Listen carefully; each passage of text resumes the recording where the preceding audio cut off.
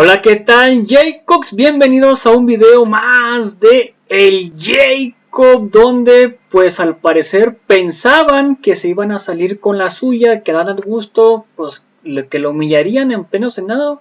Todo estaba preparado por los paneaguados y por MC, pero no contaban con tremendo calladones de hocico que les dio a Dan Augusto, donde pues prácticamente ya no sentían lo duro sino lo tupido en pleno Senado, y en su casa se paró el mismísimo Adán Augusto y prácticamente barrió con ellos una y otra vez. Así que pues bueno, veamos de qué se trata y qué nos dice el buen Adán Augusto y cómo estuvo esto de la oposición, ya que pues prácticamente empezaron así. Empezó Adán Augusto en dar su discurso inicial de la comparecencia en el Senado, y llega este senador y lo paró en seco el buen Adán Augusto. Veamos todo el enlace y ahorita comentamos por qué no.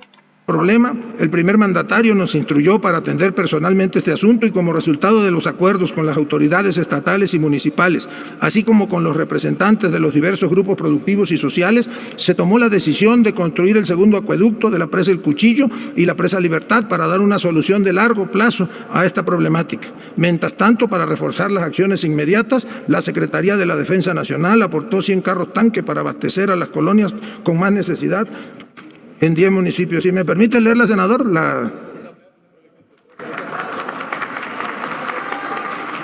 Fíjese que, y hago un paréntesis, yo coincido con usted, no es viable el trasvase del Cuchillo, porque entonces los casi 12,000 millones de pesos que se van a invertir en estos siguientes 8 meses para la construcción del segundo acueducto, del acueducto El Cuchillo 2, pues prácticamente quedaría sin agua. Entonces se tiene que buscar el equilibrio entre los derechos de los tamaulipecos y los neoloneses. Y créame que nosotros, tomo nota. No, y tenga usted y los neoloneses la seguridad que el gobierno de la República hará lo mejor para que haya agua suficiente para la zona metropolitana de Monterrey, para los creo que son 20 municipios, y para que no se afecte a los pobladores de Tamaulipas.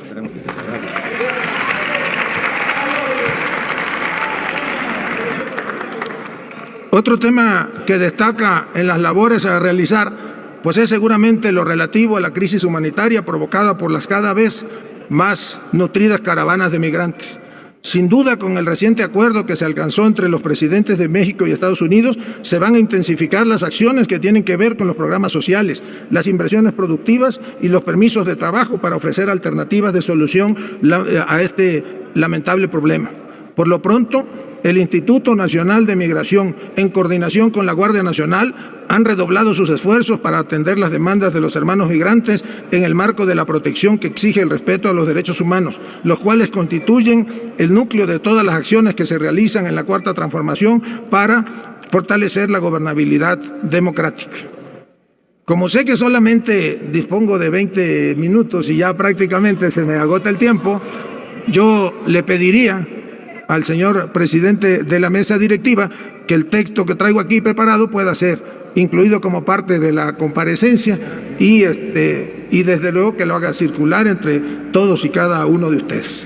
Así por lo pronto y antes, continúe, señor secretario, puede continuar, siempre hay flexibilidad en la calculé mal y son como 30 minutos, pero termino reiterándoles que es mi convicción y es mi formación, soy un agente proclive al diálogo, y por lo tanto les reitero que las puertas de la Secretaría de Gobernación siempre van a estar abiertas para tratar no nada más los asuntos de mi competencia, sino finalmente para que entre todos contribuyamos, más allá de nuestras diferencias que son válidas, contribuyamos a construir la gobernabilidad de este país que tanto la necesita. Muchas gracias de verdad por su atención a todas y a todos ustedes.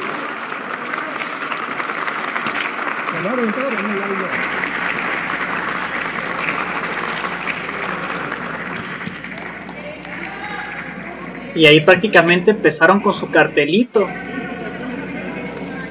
sobre todo la Lili Telles. empezaban quedando Daremos el trámite correspondiente al documento que hace mención el señor secretario. Y luego ya después venían a darle con todo, prácticamente pasaron seguidos los de la oposición, los paniaguados, MC y PRD, a darle con todo a Adán Augusto. Y luego ya después de las intervenciones de ellos viene la respuesta contundente de Adán Augusto a este ejercicio republicano. Muchas gracias por su presencia. Reconozco, además, en este momento tan particular, yo sí quiero expresar con un gesto un abrazo a Alejandro Encinas. Señor secretario, usted vino hace un año en un ambiente radicalmente distinto. Usted vino a tender la mano y ofrecer el diálogo. Y muy infelizmente debo decirle que hoy es usted uno de los actores de la polarización del país. Debo decirle que incluso fue usted uno de los actores del desencuentro hasta con la propia bancada de su partido.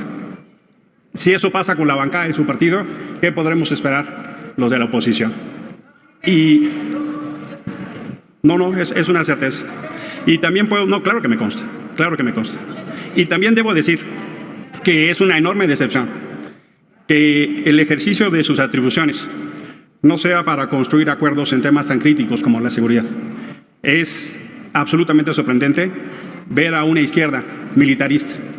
Es una derrota ética y política que este gobierno promueva la militarización y que en lugar de construir acuerdos se usen las atribuciones para chantajear, para amenazar. Y eso me parece una derrota ética inaceptable de la izquierda que ustedes dicen aceptar. Quiero subrayar sobre 6 temas. La crisis de derechos humanos, muy infelizmente, ha ahondado. Los temas y los indicadores pueden desarrollarse a plenitud, dejaré el documento acá.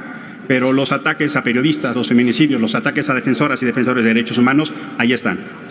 La crisis migratoria que hoy vivimos es una absoluta vergüenza a este país. La política pública en materia migratoria es una política pública sistemática de violación a los derechos humanos. He tenido la oportunidad de estar en Tijuana, en Tapachula y en otros lugares de la República. Las violaciones sistemáticas a los migrantes no tienen precedente. México hoy deporta más centroamericanos que Estados Unidos. Es una vergüenza lo que sucede en materia migratoria. El desplazamiento interno forzado ha sido reconocido por este gobierno, lo cual lo celebro. Pero la crisis que eso implica y la política pública para responder esa temática no ha sido atendida ni desplegada en la magnitud de la tragedia que eso implica. La política de atención a víctimas pasa por uno de sus peores momentos. La institucionalidad en la CEAF y los recursos destinados para eso están absolutamente erosionados. El caso de Ayotzinapa es uno de los temas que más nos preocupa. Nos preocupa enormemente que hoy se esté construyendo un nuevo pacto de impunidad y que nos manden el mensaje de que hay intocables y que desde la propia Fiscalía o de la Presidencia de la República se dé la certeza de que deben de bajarse órdenes de investigación. Por lo menos que se cite y se investigue, pero el mensaje que se manda es de un nuevo pacto de impunidad. Mencioné ya sobre la militarización y me parece absolutamente reprobable que se quiera promover un modelo de por sí fracasado. Quiero dejarle 6 preguntas en particular, señor secretario. Primero, ¿cómo se va a dar el debido financiamiento al Centro de Identificación Humana? Que es un esfuerzo importante y reconocible, pero así no va a funcionar, es solo una simulación. Segundo, ¿qué van a hacer para que funcione debidamente un mecanismo de defensa de periodistas y defensores de derechos humanos que está rebasado y prácticamente reventado? No tiene los recursos que necesita para funcionar.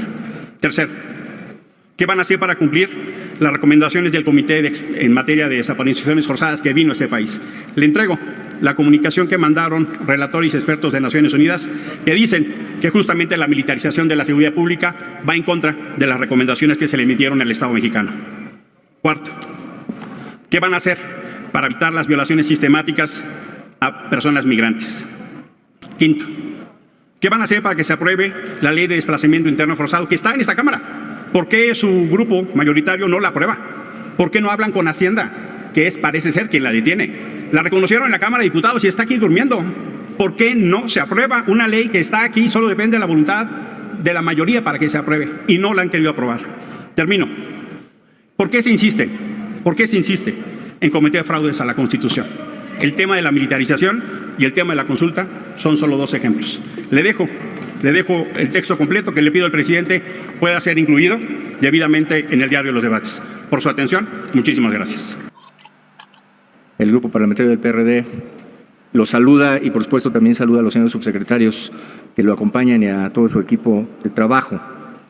Hoy, señor secretario, independientemente de muchos de los temas que quisiéramos abordar con usted y que hemos tocado ya en otras comparecencias, se vuelve indispensable abordar el relativo al de las Fuerzas Armadas y de la Guardia Nacional. Primero, quiero recordar que el grupo parlamentario del PRD participó de manera directa en la construcción del texto constitucional, de los transitorios y, por supuesto, del andamiaje jurídico que sirvió para establecer una Policía Nacional con mando civil, una policía nueva, y asimismo en la redacción de los instrumentos que reconocieron la participación de las Fuerzas Armadas dentro de un marco jurídico y normativo que diera seguridad a su actuación. Por eso hoy quiero decir que no es cierto que en el PRD estemos en contra de las Fuerzas Armadas o que veamos mal que participen en cualquier tarea, incluso en las tareas de seguridad pública. No cuando está dentro del marco de la ley, no cuando es indispensable su participación, no cuando se realicen los términos que lo ha establecido la Suprema Corte de Justicia y la propia Corte Interamericana de Derechos Humanos. Hoy nuestra principal preocupación e interés es construir, a través del debate, de la confrontación de ideas, una normativa que asegure que cuando se requiere esa participación, que debe ser extraordinaria, se haga con la certidumbre jurídica necesaria. No podemos exigirles a las Fuerzas Armadas que brinden seguridad si no tienen seguridad jurídica también en el actuar. No podemos pedirles a las Fuerzas Armadas que brinden seguridad si lo que realizan y cuando lo realizan siempre está sobre ellos la espada de Damocles que tildará de ilegal su labor y los llevará seguramente a una condena. Es por eso, señor secretario, que nosotros no acompañamos en su momento lo planteado por esa iniciativa que dijimos era liviana, sin contenido, confusa, imprecisa y además con contradicciones hasta constitucionales, dando facultades a una comisión que son exclusivas del Senado de la República, solo para hacer una operación aritmética para ampliar de facto el plazo de utilización de las Fuerzas Armadas. Tal como lo dijimos en las Comisiones Unidas, sí queremos hacer un planteamiento serio, sí queremos participar en la construcción de algo que le sirva al país. Hacer un planteamiento serio implica señalar, establecer con claridad que lo que importa es la seguridad de las y de los mexicanos. Es indispensable, por ello, fortalecer a las policías estatales y municipales, pues el número ideal de elementos en los parámetros internacionales es de 1.8 por cada 1,000 habitantes. Hoy, en las 32 entidades del país se contabilizan 123,000 policías preventivos, lo cual da 0.96 por cada 1,000 habitantes. Por eso hemos reiterado que la Guardia Nacional no puede sola. Señor secretario, no somos ajenos a que una vez ampliado el plazo, una vez vencido el plazo que tienen las Fuerzas Armadas, pudiera llegar a requerirse su utilización. Pero esta debe ser siempre regulada. Así es como se determinó, así es como se planteó. No de manera simple, lisa o llana, como lo plantea la iniciativa que se discutió y que fue devuelta a comisiones. Es decir, el otorgamiento debe ser informado, debe ser justificado con un principio de necesidad que se acredite. Es indispensable que este requisito de temporalidad tenga soporte en un plan de acción con parámetros claros para evaluar el actuar, así como indicadores que den cuenta de la presencia territorial. Estamos, como lo sostuve durante el análisis en Comisiones Unidas, dispuestos a trabajar en favor de la seguridad de todas y de todos los mexicanos, de garantizar el fortalecimiento de las policías locales y, por supuesto, de dotarles del presupuesto necesario en términos del 7º transitorio del decreto de creación de la Guardia Nacional. Trabajar para que la actuación de las Fuerzas Armadas en tareas de seguridad se realice de manera extraordinaria, regulada, fiscalizada, subordinada y complementaria. Por lo anterior, señor secretario, yo le quisiera preguntar, ¿estaría usted de acuerdo en que exista un plan claro, objetivo, verificable y preciso para fortalecer a las policías estatales y municipales, que se dote de presupuesto ya a todas y cada una de estas corporaciones en términos del 7º transitorio de su decreto de creación de la Guardia Nacional?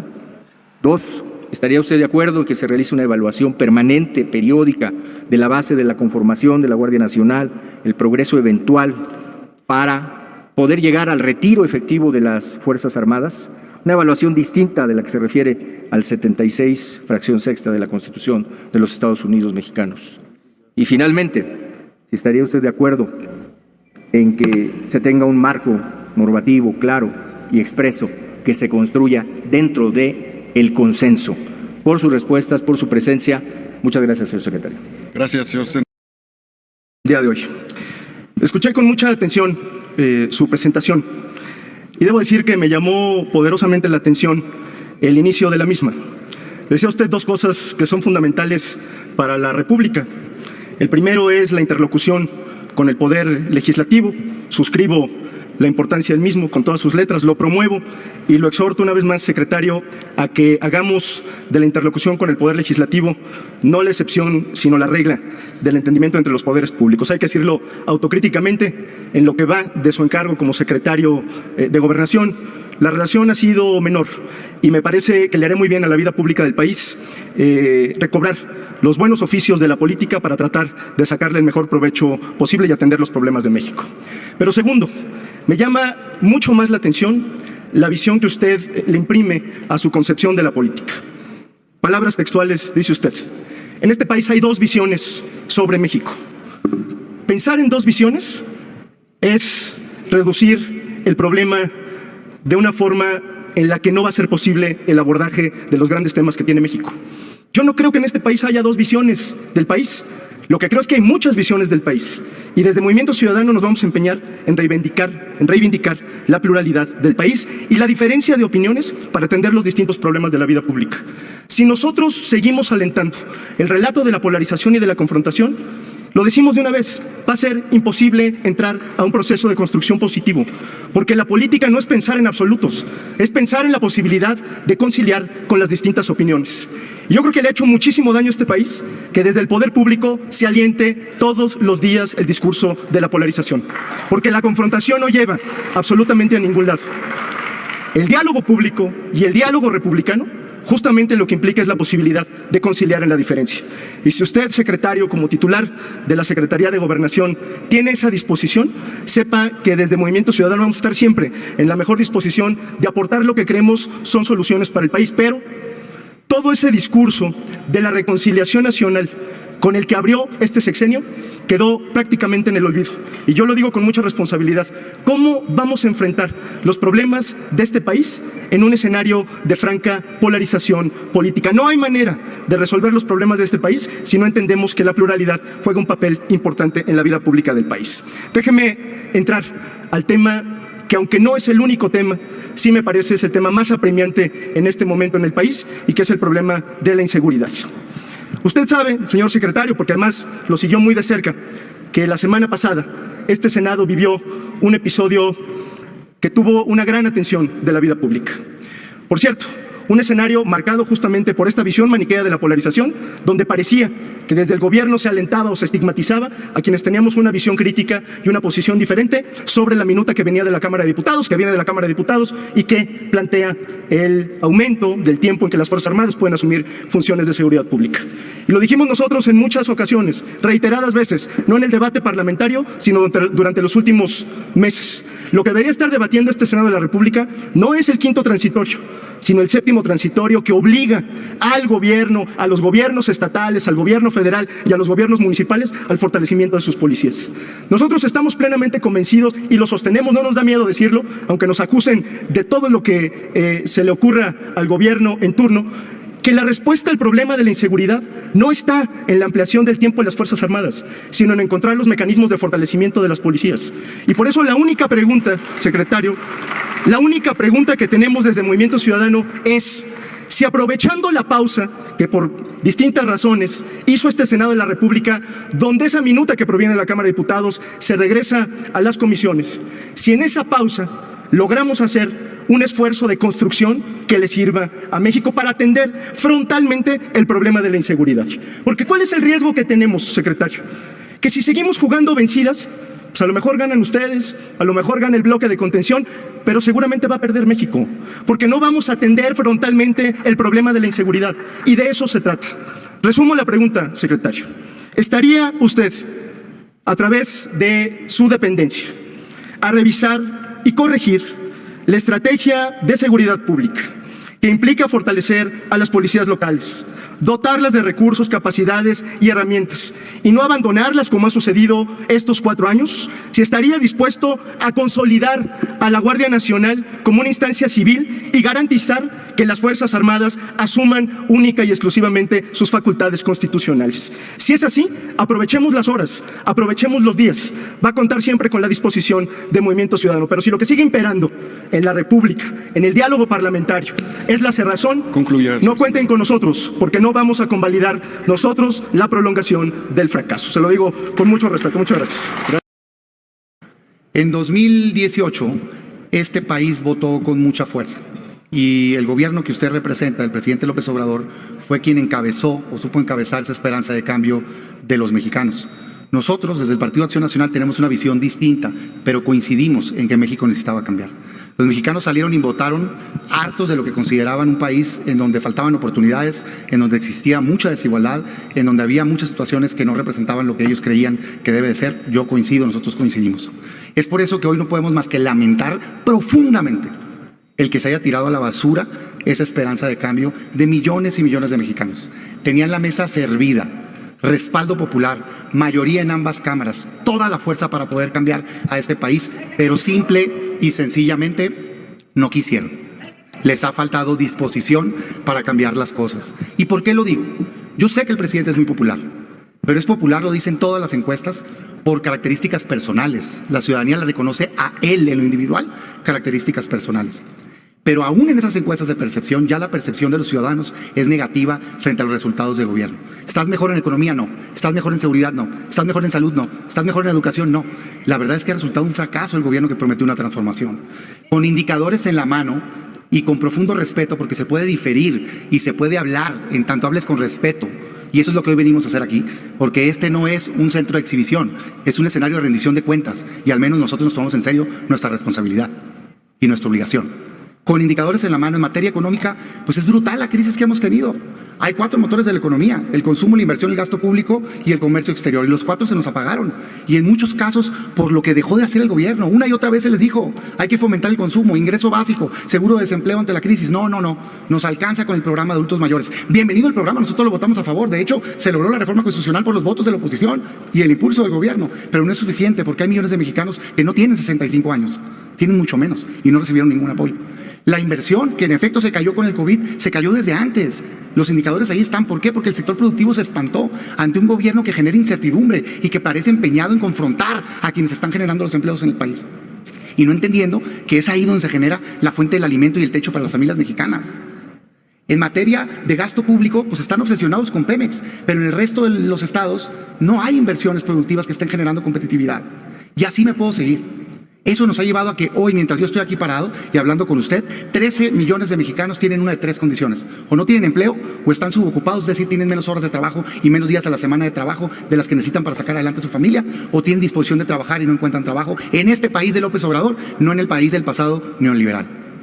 Y quizá la mayor tragedia es que casi 50 millones de mexicanos hoy tienen algo que se llama pobreza laboral por ingreso. Y no es un dato mío, es un dato público de gobierno, que significa que lo que ingresan no les alcanza para comer.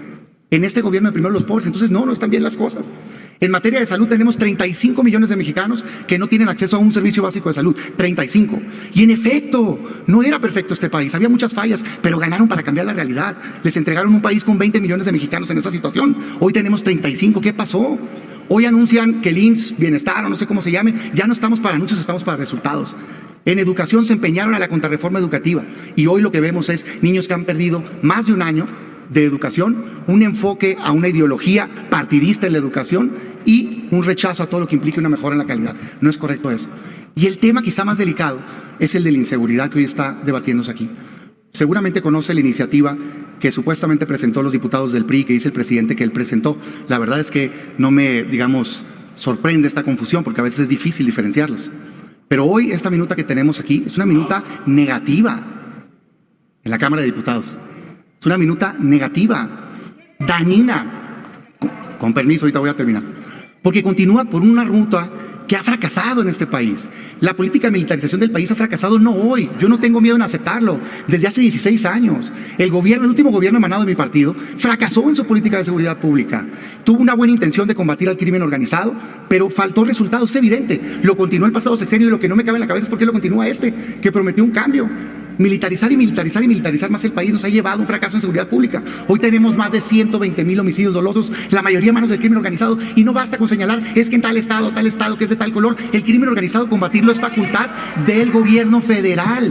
Lo fue con Calderón, lo fue con Peña y lo es hoy con López Obrador. Concluya, a los estados senador. les toca coadyuvar. Entonces no es la solución. Nosotros lo que hoy queremos es cambiar esta política hacia una que tenga una estrategia que verdaderamente desarticule el crimen organizado, que lo combata con inteligencia financiera, fortalecimiento de policías estatales y municipales. Para eso cuenten con nosotros, pero para continuar por un camino fallido, por supuesto que no.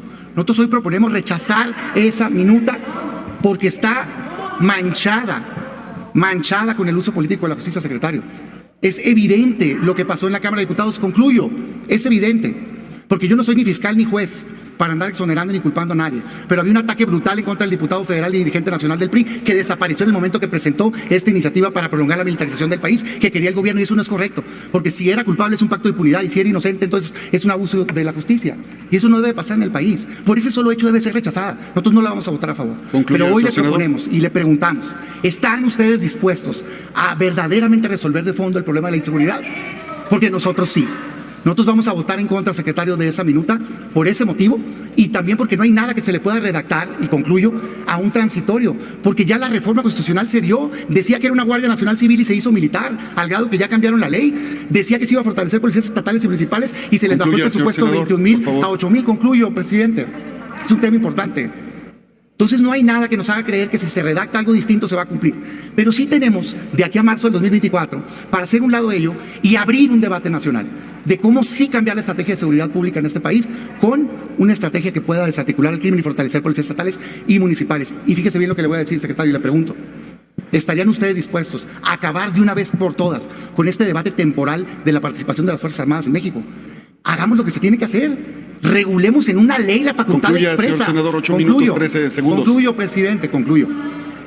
Aprobemos una facultad expresa y una ley que regule la participación de las Fuerzas Armadas en casos extraordinarios, complementarios, fiscalizados y subordinados a los civiles para siempre. No para un año, ni para 5, para siempre, pero siempre complementario. Eso es querer resolver el tema. Lo demás es un cheque en blanco para continuar con la ruta del fracaso. Para la minuta actual, nuestra respuesta es no. Para resolver el problema de seguridad pública de manera permanente, nuestra respuesta es sí. Y la pregunta es, ¿están ustedes dispuestos? Muchas gracias por su tiempo. Después de todo este brete de la oposición, vienen las respuestas contundentes y los callanes de hocico del mismísimo Adán Augusto. Senador Álvarez Icaz, iniciaría por comentarle que no se preocupe.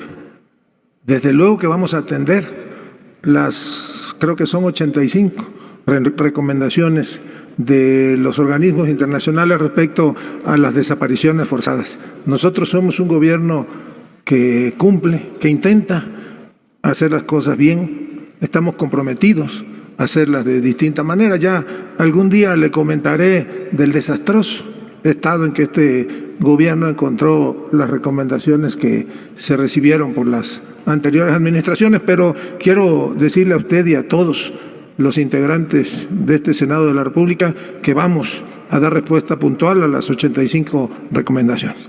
Por otra parte, le escuché atentamente y desde luego que no puedo compartir su expresión, la respeto, pero no la comparto. Efectivamente, tuve la oportunidad de estar aquí el año pasado, tenía escasos 15 o 20 días de haber asumido el encargo de secretario de Gobernación y desde luego que del año pasado a esto, pues muchas cosas han cambiado. Pero lo que no le acepto ni le aceptaré nunca, porque no tiene una sola prueba, es que se refiera como el que promueve la política del chantaje y de la amenaza. Y no se lo acepto porque por formación yo no actúo de esa manera. Soy una gente que respeta a los que desde luego no piensan como yo pienso, esa es mi convicción. Así he hecho mi carrera política, la hice incluso desde la oposición y siempre procuro respetar a mis semejantes. Si puedo, platico con ellos, a lo mejor en una de esas los puedo convencer, y si no los convenzo, cuando menos escucho atentamente las razones de uno y de otro, pero no estoy acostumbrado ni al chantaje ni la amenaza. Y acepto que usted ha platicado conmigo en pocas ocasiones. Tuve la oportunidad de recibir a los integrantes del Grupo Plural en alguna ocasión en las oficinas de la Secretaría. Nos hemos saludado en 2 o 3 ocasiones. La última, si mal no recuerdo, fue en Pachuca, en la toma de posesión del gobernador Menchaca, pero le reitero la disposición al diálogo. A lo mejor y no podemos llegar a consensos entre usted y yo, pero tiene mi reconocimiento a su trabajo y el respeto que usted me merece. Yo le diría también que la crisis migratoria que enfrenta el país efectivamente es un problema grave y que tenemos que encontrar entre todos una solución. Usted me dijo que había estado en Tijuana, en Tapachula y en algún otro lugar, y que se había dado cuenta de las violaciones a los derechos humanos de los migrantes, y desde luego que tampoco coincido con esa apreciación. Tradicionalmente nuestro país ha sido un país de acogida, haya sido del color que haya sido las administraciones, siempre México se ha caracterizado por ello, y hablamos del exilio español y del exilio chileno y de los uruguayos y de los cubanos y de los venezolanos y de los colombianos, y eso forma parte es uno de nuestros orgullos como país independiente, y todos los días estamos haciendo un esfuerzo enorme. No es tarea fácil, enfrentamos desafortunadamente a mafias que trafican con la necesidad y con el sueño de seres humanos, mafias que incluso han penetrado en el aparato de justicia, pero tenga la seguridad que todos los días revisamos, como pues también lo he de reconocer, a veces nos equivocamos, a veces quienes tienen responsabilidades en el asunto de la migración, pues se equivocan, pero no quiere decir que la política migratoria de este país sea una política violatoria de derechos humanos.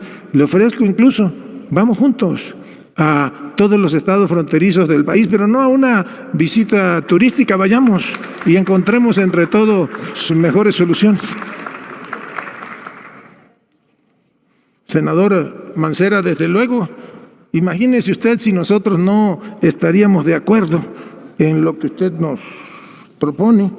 Claro que estaría de acuerdo en que exista un plan claro, objetivo, verificable y preciso para fortalecer a las policías estatales y municipales, que se dote del presupuesto para ello en los términos del 7º transitorio del decreto de creación.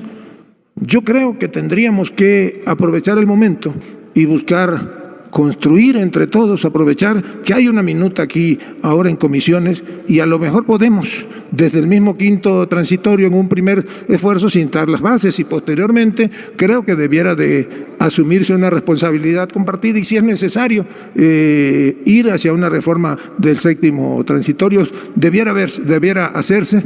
Sí creo, usted lo sabe porque fue jefe de gobierno aquí en la ciudad. Yo tuve, así como usted, la fortuna de haber sido gobernador de mi estado, y usted sabe que desafortunadamente perdimos a las policías municipales, y en la mayoría de los estados también a las policías estatales. A lo mejor hoy pues contamos con los dedos de una mano las policías estatales que brillan, digamos, en el escenario nacional. Por cierto, pues Yucatán es un ejemplo de hacia dónde debiéramos de atender la problemática que enfrentan hoy las policías estatales. Pero si contamos con los dedos de la mano de las policías estatales, pues estamos peor en el rubro de lo municipal. Ni siquiera cumplimos medianamente con los parámetros de medición de la ONU. Creo que a nivel municipal cumplimos con el 1.03% de policías municipales por cada 100,000 habitantes. Eso prácticamente es nada, y sería a lo mejor hasta ocioso decir que de aquí a marzo del 2024 pues vamos a poder solucionarlo. Yo creo que tenemos entre todos que hacer un esfuerzo y construir una solución a corto, una mediana y desde luego una a largo plazo, que que sí se tiene que hacer un esfuerzo presupuestal, pero no todo. En la vida es dinero. Se necesita capacitación, se necesita atención a las policías municipales. No tienen a veces las policías municipales, pero ni una resortera para enfrentar a los delincuentes. No tienen la mínima de las preparaciones y eso, desgraciadamente, nos va a llevar todavía algo de tiempo poder recuperar eso que perdimos. Sí es pues la autoridad más cercana al ciudadano, pero es la autoridad que está perdida, ha sido abandonada por todos. No es culpa de estos, ni de los que estamos ahora ya, ni de los que estuvieron en el pasado reciente y no tan reciente, porque pues no ganamos nada con echarnos la culpa. Tenemos que ir pensando a futuro, viendo hacia adelante, y creo que sí, acepto que tenemos que hacer un esfuerzo y construir el acuerdo, como usted lo señala, con un plan claro y objetivo.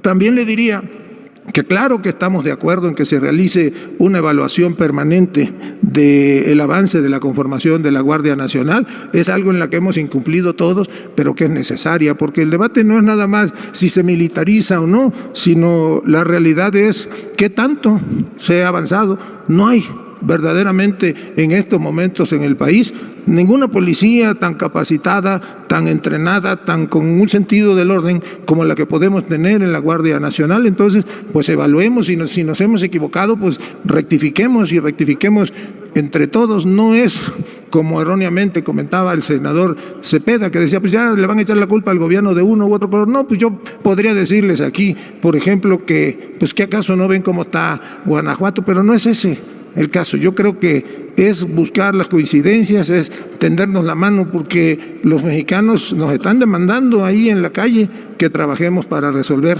de fondo el problema de la inseguridad. Y yo le diría, yo sí creo que tiene que haber una policía ordenada y profesional. Yo lo viví como gobernador de Tabasco. Para que se dé una idea, recibí en el 2018 o el 1 de enero del 2019, Tabasco ocupaba el segundo lugar en secuestros a nivel nacional. Pues ahorita ahí la llevamos, estamos creo que en el 21º o en el 23º, y se bajó la incidencia de la mayoría de los delitos, el homicidio doloso incluido, pero tomamos la decisión de trabajar en perfecta coordinación con las Fuerzas Armadas. Tenemos la ventaja de que somos un estado costero y pudimos dividir o repartirnos la tarea de coordinación con la Marina Armada de México en los municipios de la zona costera y con el Ejército Mexicano, con la Secretaría de la Defensa Nacional en los municipios, digamos, que no tienen costas. Entonces yo sí creo que tenemos que aprovechar que ya hay una policía, una Guardia Nacional, una Guardia Civil cada día mejor capacitada, mejor preparada para ganar la batalla a la inseguridad. Y la última preguntaba si estoy de acuerdo en que todo lo anterior esté reiterado en un marco normativo claro y expreso que se construya en consenso. Pues claro que estoy de acuerdo, y a eso los invito. Aprovechemos la minuta que está ahora en comisiones y tratemos de encontrar de construir en consenso. Y yo haría una reflexión. Me han preguntado que por qué ahora y no hasta marzo del 2024. Yo les diría que este es el momento para tomar una decisión de cómo vamos a continuar enfrentando la batalla en contra de la inseguridad. Pues en el 2024 todos vamos a estar ya metidos de lleno en proceso electoral. Incluso pues ya el año próximo hay elecciones en 2 estados, y lo que no hagamos ahora difícilmente lo vamos a poder construir en el 2024. Yo lo dejaría ahí como una reflexión. Creo que el plazo para que el dictamen o que la minuta vuelva a pasar al Pleno se vence el 5 o el 4 de octubre. El 5, me dice el senador Monreal. Tenemos tiempo para construir. De parte nuestra la total disposición para que esto suceda. Escuché también atentamente la intervención de la senadora Eunice Romo Molina, de la senadora Giovanna Bañuelos de la Torre. Si me lo permiten, pues yo les diría que por los aspectos técnicos de la misma, y aquí me acompaña el subsecretario Encinas, podamos enviarles en el transcurso de la semana una respuesta muy bien fundamentada. Son, desde luego, la Comisión de la Atención a Víctimas, el asunto del informe de las desapariciones forzadas, son un tema que merece nuestra atención y que van más allá de lo que yo pudiera pues expresarles aquí en este momento. Sí, les digo una cosa, pues este gobierno ha hecho un enorme esfuerzo para que los mexicanos conozcamos ¿Qué sucedió con el caso de Ayotzinapa, con la desaparición de los 43 estudiantes en esa trágica noche de Iguala? Como nunca se le ha dado total transparencia, y aquí está el subsecretario Alejandro Encinas, que pues tiene un trabajo comprometido, aparte de que es un compañero excepcional. Él encabeza los trabajos de la comisión para esclarecer el asunto de Ayotzinapa.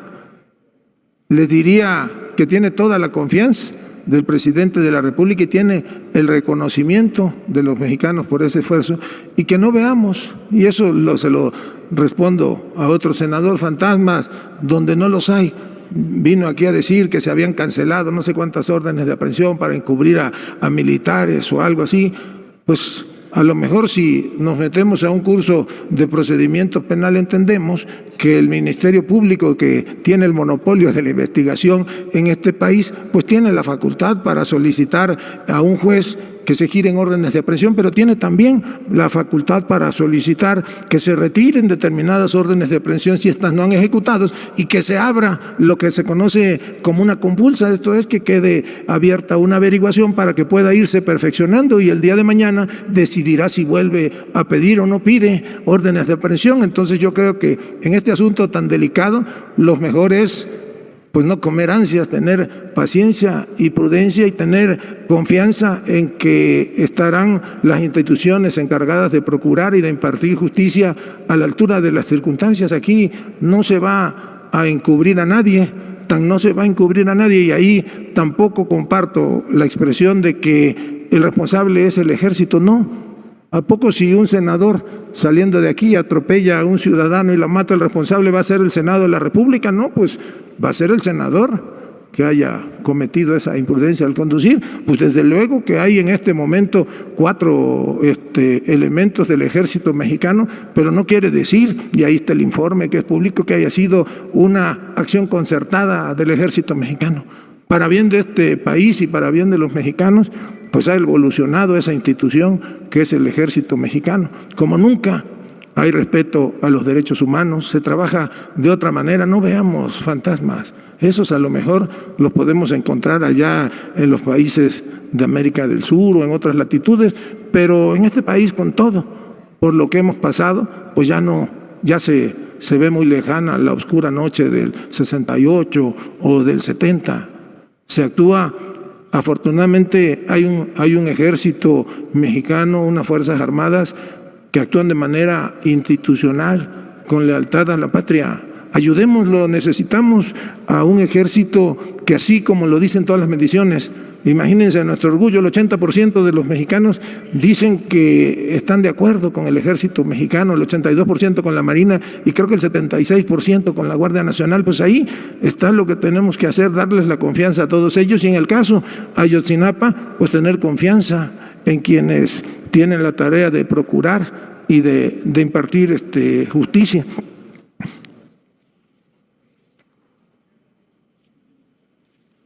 Yo aquí a veces ni le entiendo a mi letra lo que anoto en las preguntas, pero bueno, al senador Castañeda le diría pues que entiendo su discurso. Afortunadamente, pues en este país, y nosotros por convicción somos respetuosos de las diferencias. No es fácil ser oposición, ahí la lleva.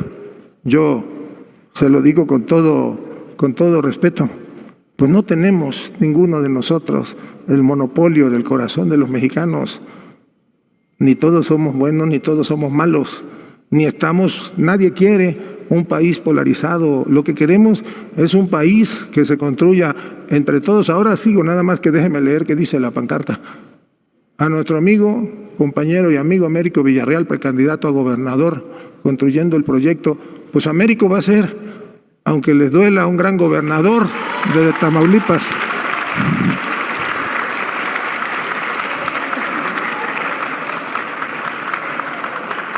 No alcanzo. La cara de Lili Telles. Ni con telescopio alcanzo a ver la foto, pero yo Si me permite una sugerencia, yo le diría que usted, que tiene elementos para acusar a alguien, acuda a la Fiscalía General de la República y presente la denuncia. Y bueno, pues muchas gracias nuevamente a todas y a todos ustedes. Gracias, señor secretario. Bueno, pues ahí está, tremendos calladones de hocico le dio prácticamente a Adán Augusto a toda la oposición, sobre todo a MC, donde pues sobres, tú sigue echando ganas, mi MC, algún día vas a crecer, pero pues al parecer a los que pasos que va, pues no. Y tómala la cara de Lili Telles al decirle que pues prácticamente va a ser uno de los mejores gobernadores. Y sobre todo la cara de Lili Telles pone cuando le responde sobre su cartelito, que no lo esperaba prácticamente, ya que según ella iba a empezar a dejar de ridículo y llegar a atacar a Adán Augusto, pero no pudieron al parecer por nada del mundo con el Mr. Adán Augusto. De hecho, vean la cara sobre todo de la Lili Telles cuando le está respondiendo, vean nada más. Cuando le responde a Adán Augusto, no le gustó la respuesta, al parecer quedó desilusionada y pues al parecer no va a tener absolutamente nada, pero nada que pues reclamarle prácticamente al poderoso Adán Augusto, que es uno de los altos y muy probables candidatos a la presidencia del 2024. La pelea está cerrada. En las encuestas de los canales altos del Pro 4T está entre Adán Augusto y Gerardo Fernández Noroña. Increíble pero cierto, pero Adán Augusto ha tomado mucho revuelo últimamente y al parecer puede que caiga como la primera opción Adán Augusto por encima de Marcelo, por encima de Claudia.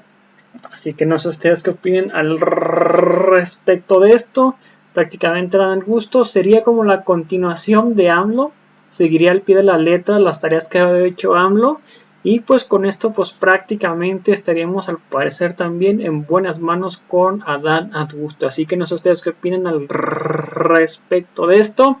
Sin antes mencionar, si me pueden apoyar con estrellas que no afecten su economía, sería completamente fantástico. Compartir estrellas color dorado, le presiona hasta aparecer opciones desde 99 hasta 530 estrellas. Estos 3 puntos color morado, la apachurra, si van a aparecer la opción de la colaboración para el canal por solo 99 pesos mensuales. Puedes cancelar cuando quieras, te lo agradecería muchísimo. Vamos a ver un poco de la gente que opina al respecto. Lidia Naranjo, saludos. Isabel OEG, saludos. Lidia Naranjo, bien. Adán Augusto, Felipe Nieto, el PAN y el gabinete de Calderón, todos están presos y los que no están prófugos, completamente de acuerdo. Benjamín Nieves Cruz, saludos. Mateo García, saludos. Y Olden Oguín, saludos a toda la audiencia, gracias por el video. Recuerden que me puedes apoyar con un like en la página, con un like en el video, comentarlo y compartirlo para que mucho más personas los vean, sería completamente fantástico. Así que los invito a ver nuestro siguiente video. Hasta la próxima, bye, suscríbanse.